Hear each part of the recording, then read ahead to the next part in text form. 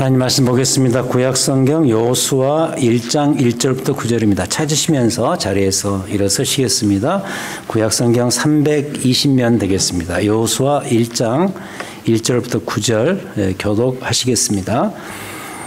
여호와의 종 모세가 죽은 후에 여호와께서 모세의 수종자 눈의 아들 여호수아에게 말씀하여 이르시되 내 종 모세가 죽었으니 이제 너는 이 모든 백성과 더불어 일어나 이 요단을 건너 내가 그들 곧 이스라엘 자손에게 주는 그 땅으로 가라. 내가 모세에게 말한 바와 같이 너희 발바닥으로 밟는 것은 모두 내가 너희에게 주었노니 곧 광야와 이 레바논에서부터 큰 강 곧 유브라데 강까지 해쪽 속의 온 땅과 또 해지는 쪽 대해까지 너희의 영토가 되리라.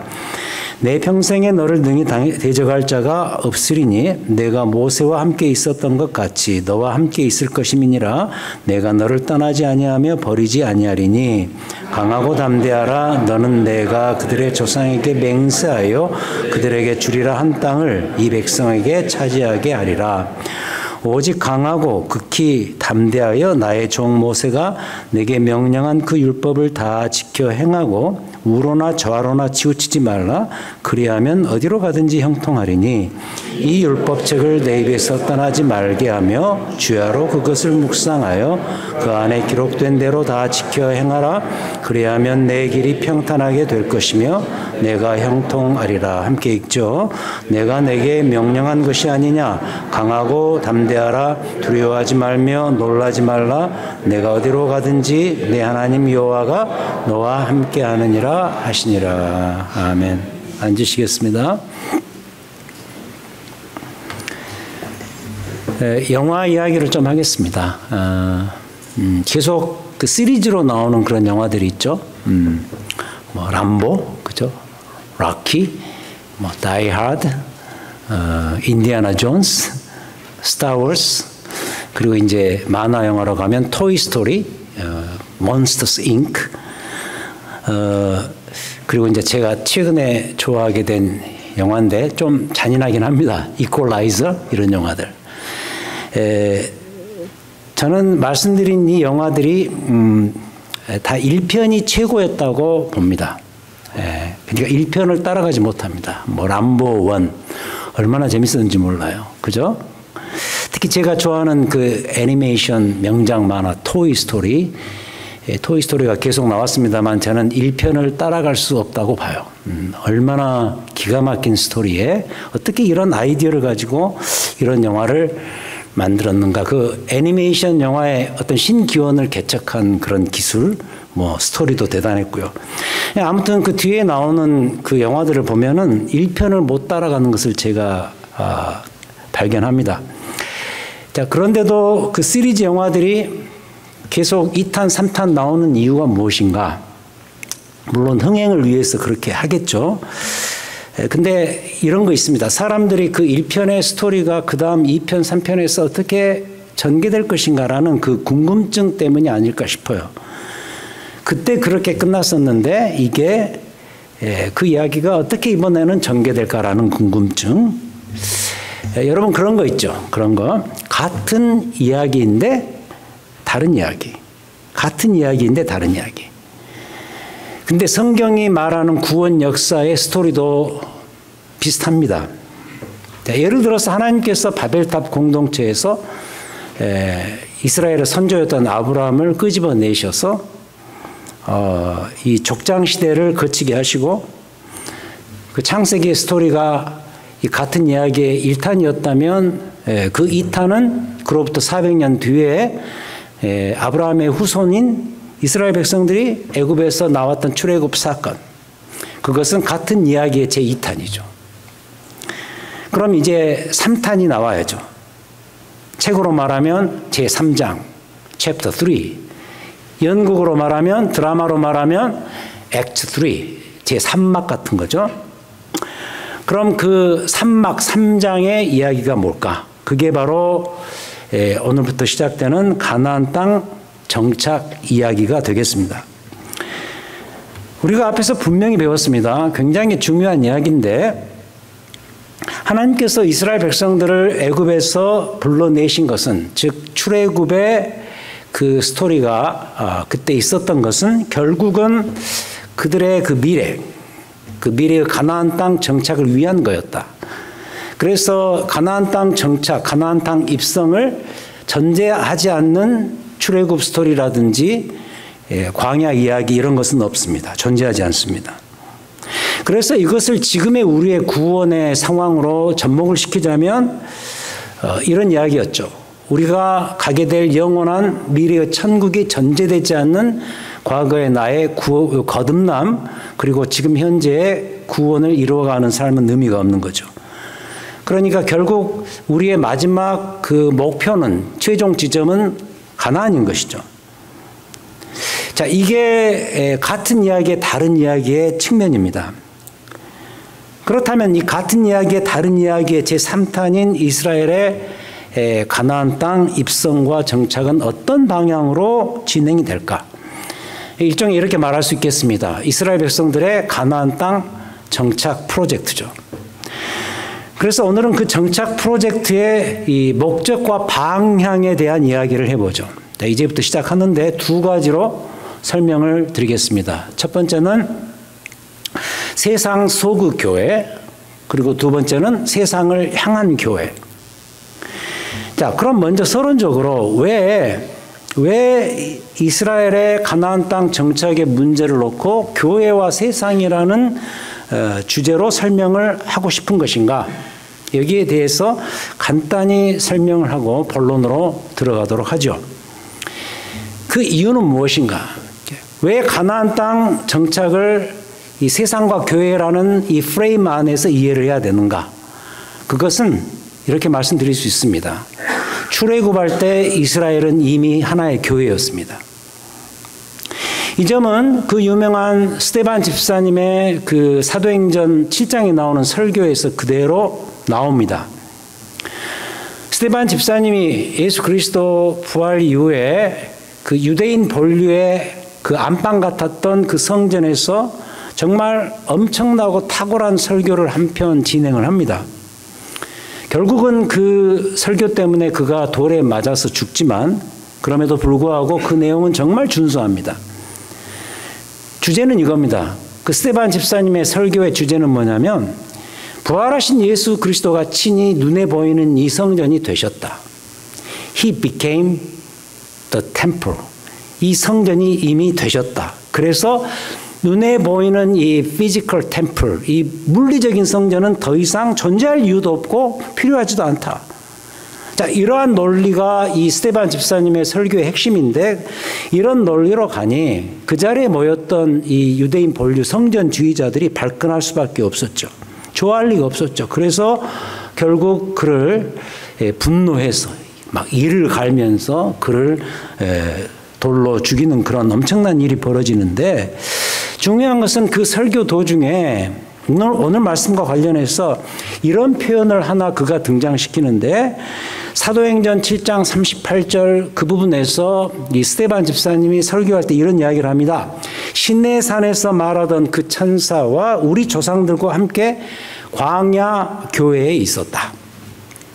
광야 교회라는 표현을 씁니다. Church in the wilderness 또는 Church of the wilderness, 광야 안의 교회.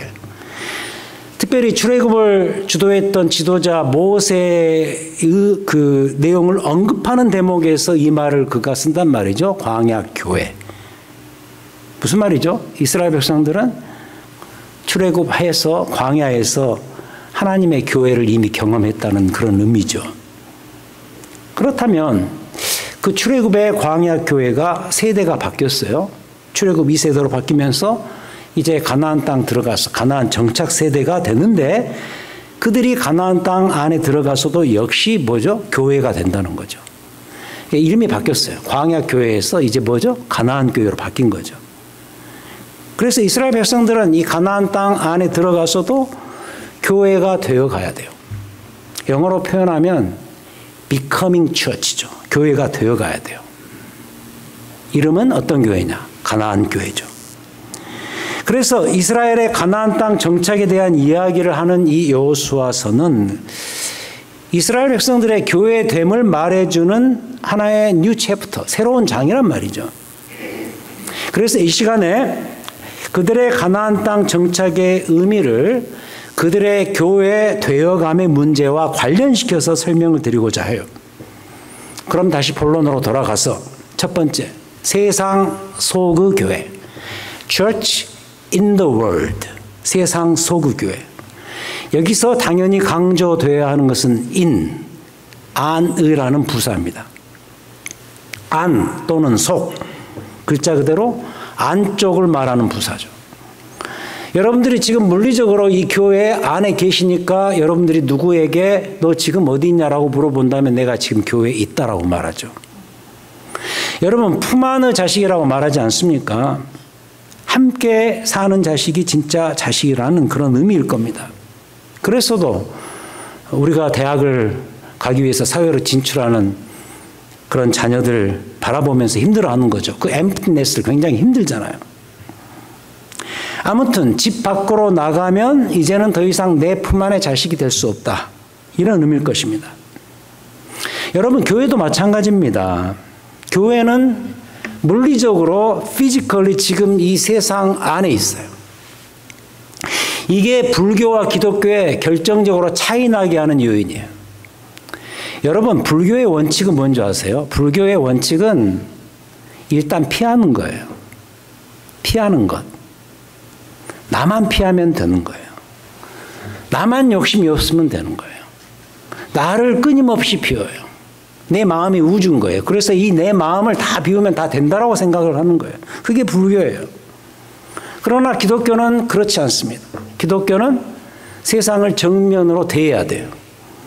세상 밖으로 나가면 안 돼요. 세상 안으로 들어와야 돼요. 그래서 동네마다 교회가 있는 거예요. 자, 이게 바로 하나님께서 이스라엘을 가나안 땅 안으로 들이신 첫 번째 목적이다. 오늘 말씀 1절부터 4절.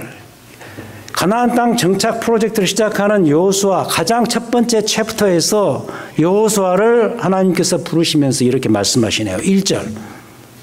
여호와의 종 모세가 죽은 후에 여호와께서 모세의 수종자 눈의 아들 여호수아에게 말씀하십니다. 2절. 내 종 모세가 죽었으니 이제 너는 이 모든 백성과 더불어 일어나 이 요단을 건너서 내가 그들 곧 이스라엘 자손에게 주는 그 땅으로 가라. 그 땅 안으로 들어가라. 내가 모세에게 말한 바와 같이 너희 발바닥으로 밟는 것은 모든 내가 너희에게 주었노니. 그러면서 그 지명들이 쫙 나옵니다. 너희의 영토가 이 땅들이 되리라. 물론 정복과 전쟁이라는 그 방식을 사용하긴 하지만 이건 하나의 비유고요. 어쨌든 그들은 이제 여호수아의 영도 아래 이제 가나안 땅 안으로 들어가서 전쟁을 해야 돼요. 전쟁을 해서 그들을 무찌르고 그리고 그 땅 안에서 정착을 해야 돼요. 그럼 그 정착의 목표가 뭘까? 다시 돌아갑니다. 그 목표를 알기 위해서는 우리는 애초부터 시작되었던 출애굽의 목표로 되돌아가야 돼요. 아까 그런 말씀드렸죠?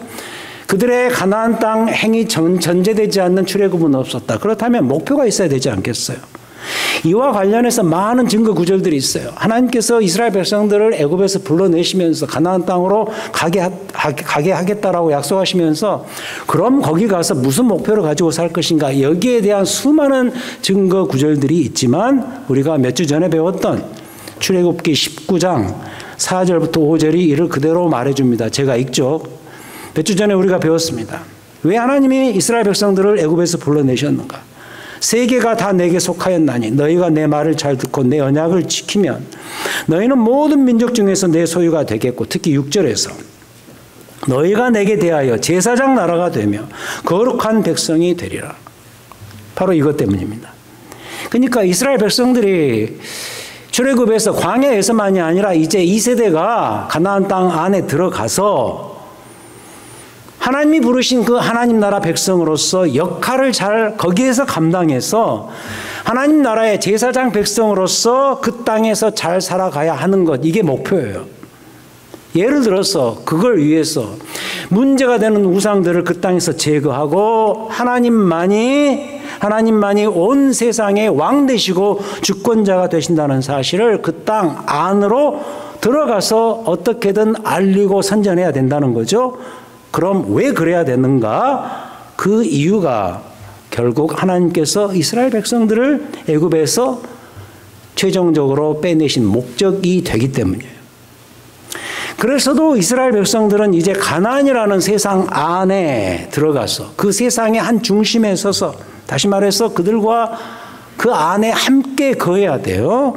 그들과 함께 거하면서 뭘 해야죠? 하나님의 은혜와 영광을 그 장소 안에서 계속 선전하고 드러내야 할 것이다. 이게 애굽에서 그들을 불러서 가나안 땅으로 들이신 최종적인 목적이란 말이죠. 그래서 세상 소극 교회인 거예요.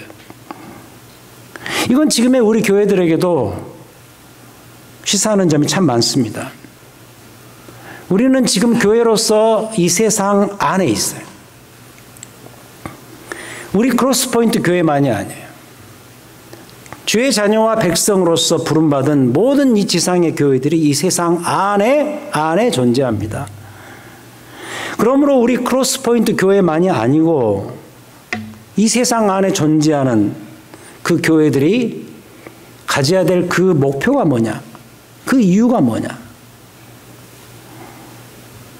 그게 바로 가나안 땅 안에 들어가서 그들이 가졌던 제사장 나라 백성으로서 살아가는 그 목적과 같은 것이겠죠. 이걸 조금 더 구체적으로 풀어서 저는요, 세상에 교회가 존재하는 이유를 일단 여기서부터 한번 살펴보고 싶습니다. 일단 첫 번째 이유는 저는 분리라고 봅니다. 분리. 여러분, 가나안 땅 안에 있다는 것은 가나안 땅 사람들과 동화되라는 이야기가 아니에요. 가나안을 극복하고 가나안을 이기고 그래서 그들과 분리돼야 되고 그래서 거룩한 하나님 나라 백성으로서 분리의 삶을 살아갈 이유가 있다는 것이죠. 그래서 하나님께서도 레위기에서 그러죠. 그들을 애굽에서 불러내시면서 이런 명령을 하시죠. 내가 거룩하니 너희도 거룩하라. 분리죠. 신약 성경의 버전으로 바꿔 말하면 로마서 12장 2절이 대표적인 거겠죠. 너희는 이 세대를 본받지 말고 마음을 새롭게 하여 하나님의 선하시고 온전하신 뜻이 무엇인가 먼저 분별해서 분리해서 나의 뜻을 그 안에서 선전하면서 살 것이다. 그렇게 이야기하시잖아요. 그 유명한 로잔 언약의 표현을 빌리자면 이런 말이 있죠. Church in the world but not of the world. 교회가 물리적으로는 세상 안에 있지만 세상에 속하지는 않는다. 그런 말이 있죠. 어때요, 여러분? 이와 같이 교회는 세상 속의 교회가 되어야 한다. 그래서 교회는 세상과 구별된 정체성을 갖고서 세상 안에서 우뚝 서가야 된다. 이게 첫 번째, 그들이 가나안 땅 들어가서 교회로서 세워져야 될 중요한 목표 중에 하나였다는 것이죠. 세상 속의 교회. 그럼 그 다음 두 번째, 세상을 향한 교회. Church toward the world. 그죠? 자, 이것은 여호수아가 이끄는 이스라엘 백성들이 가나안 땅에 들어가야 될 두 번째 목표가 되겠습니다. 세상을 향한 교회. 그래서도 먼저 이 향한의 의미가 뭔가를 곱씹어서 생각을 해봐야 됩니다. toward. 이것의 의미가 뭘까? 저는 이 향한의 의미를 스며듦으로 바꾸고 싶어요. 스며들다라는 말이 있죠. 스며들다. permeating. 그죠? 스며듦. 잉크 한 방울을 종이 위에 딱 떨어뜨리면 잉크가 금방 번지듯이. 제 아내가 한번 크게 실수를 했던 것이 하나 있는데요. 이건 다 미리 이야기하고 허락받고 하는 이야기입니다. 파인애플의 위력을 몰랐던 사건입니다. 손님들을 초대해서 바베큐를 하기로 했어요. 상당히 많은 준비를 했어요. 제 아내가 그 많은 분량의 고기를 재면서 파인애플을 과도하게 집어넣은 겁니다. 그때 우리가 만든 말인데 완전히 곤죽이 되고 말았습니다. 그거 어떻게 했어요? 뭐 그냥 가서 그냥 야채에다 김치에다 그냥 먹고 바베큐는커녕 그걸로 죽도 못 끓이고 햄버거 패티도 못 만들고 그 뒤로 이상한 만두만 계속해서 만들어 먹었습니다. 나름 힘들었어요. 큰 상처였습니다. 스며들다, 파고들다, 흡입력이 있다. 이런 말들이 바로 여기에 향하다라는 의미예요. 그래서 저는 이 교회의 이런 측면들을 빛과 소금에 잘 비유하곤 합니다. 예수님께서 말씀하신 빛과 소금. 참 재미있는 표현입니다. 빛과 소금은 정 연결이 안 되는 그런 단어인데 왜 이 둘을 함께 사용하셨을까? 교회의 빛됨. 어쩌면 앞에 말씀드린 1번 거기에 해당되는 개념이라고 봐요. 세상 속의 교회를 말할 때 빛이라고 저는 말할 수 있을 것 같아요. 예를 들어서 교회가 빛이 되고 세상이 등대가 되면 그 빛과 등대를 이 세상이 바라보고 그냥 올 겁니다. 교회에서 비추어지는 그 빛을 그냥 보고서 오죠. 반대로 소금은 다르죠. 소금은 예를 들어서 가나안 땅에 들어간 이스라엘 백성들이 가나안 땅 안에 그들과 함께 살면서 소금이 되어야 한다라는 의미죠. 여러분, 소금은 소리가 없습니다. 파인애플이 소리 없이 고기를 다 주물럭거리듯이 소금은 소리가 없습니다. 음식에 들어가면 정말 아무 소리 없이 그 음식의 맛을 통째로 바꿔버린단 말이죠. 교회도 그래야 한다는 거죠. 제발 티내고 광내고 우리 여기 존재 안에 우리 교회 최고네 여기 쳐다봐라 이러지 말고 각자의 삶의 형편 속으로 들어가서 그 현장에서 그리스도의 빛을 선전하면서 조용히 살자라는 거예요. 오늘 말씀도 그러잖아요. 5절. 이 조용히 사는 모습의 한 측면입니다. 5절 보세요. 자, 이 땅을 주리라 그 안으로 들어가라 그렇게 명령하시고 5절에 내 평생에 너를 능히 대적할 자가 없으리니 내가 모세와 함께 있었던 것 같이 너와 함께 있을 것임이니라. 내가 너를 떠나지 아니하며 버리지 아니하리니 강하고 담대하라. 너는 내가 그들의 조상에게 맹세하여 그들에게 주리라 한 땅을 이 백성에게 차지하게 하리라. 대부분요 밑줄 그을 때 여기까지만 다 긋습니다. 사람들은 함께 하시겠다. 얼마나 좋아. 확신을 가지고 허락하신 새 땅에 아까 불렀던 찬송처럼 그 땅을 차지할 것이다. 근데 그 다음 구절이 저는 참 인상적입니다. 느닷없는 이야기가 나옵니다.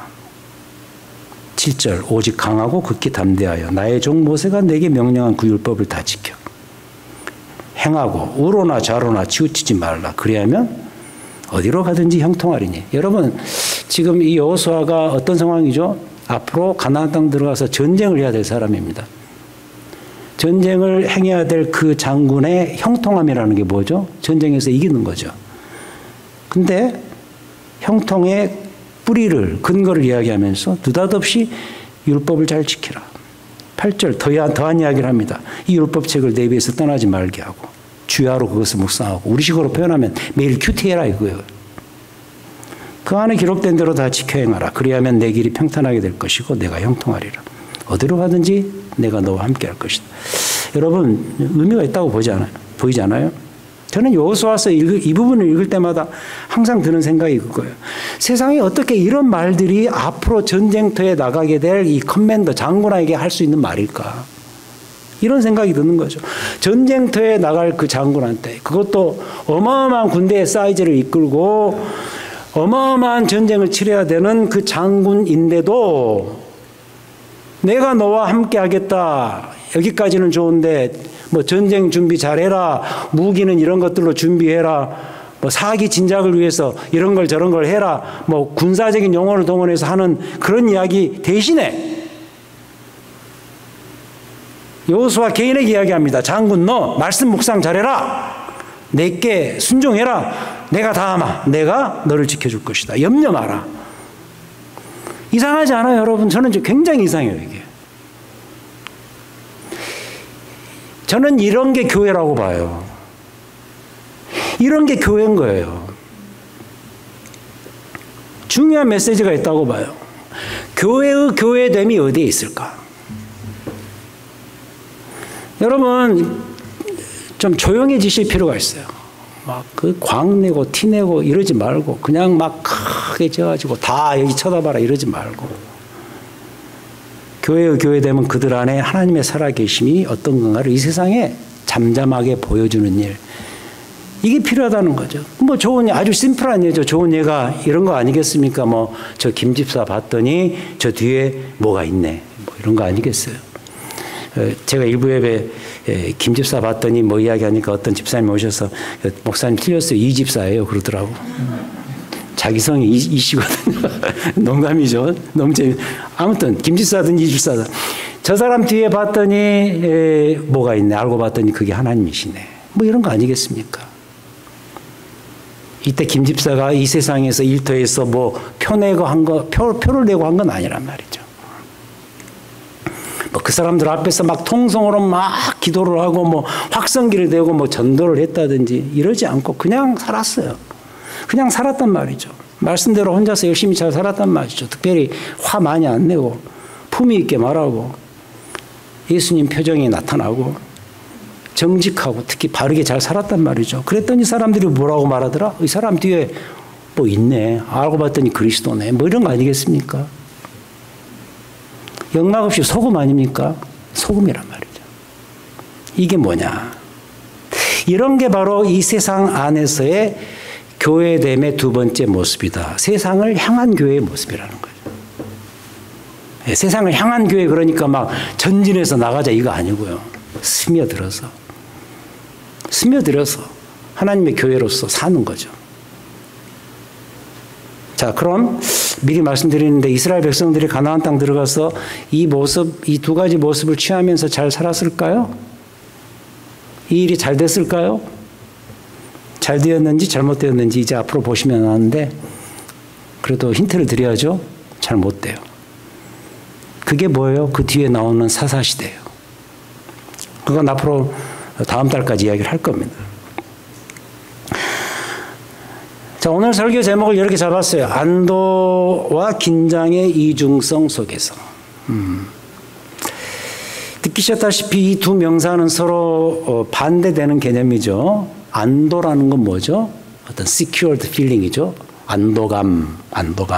글자 그대로 안정감, 안심, 확신 뭐 이런 뜻이죠. 반대로 긴장은 여전히 남아있는 불안, 그래서 더 정신 차림, 이런 의미의 단어. 근데 오늘 말씀이 이 둘을 그대로 말한다고 봐요. 먼저 첫 번째, 세상 속의 교회는 안도감입니다. 아까 말씀드렸죠. 예수님의 그 빛과 소금의 비유를 통해서 말씀드렸는데, 교회는 세상 속에서 빛이란 말이죠. 이미 세상의 빛으로서 존재하기 때문에 세상 사람들이 그들이 그냥 이 빛을 보고 교회를 오면 됩니다. 또 교회가 그런 때가 있었어요. 교회 역사 속에 보면은 그냥 빛으로 교회가 잘 서 있는 그런 때가 있었어요. 그럴 때는 그냥 가만 놔둬도 안도감을 가지고 우리가 사역 열심히 하고 그러다 보면 그냥 부러워서 와요. 그럴 때가 있었어요. 교회가 이렇게 막 부흥하던 그런 시절. 그러니까 얼마나 안정적입니까? 그러나 그와 반대로 세상을 향한 교회 같은 경우는 좀 다릅니다. 긴장이죠. 스며들어야 되고.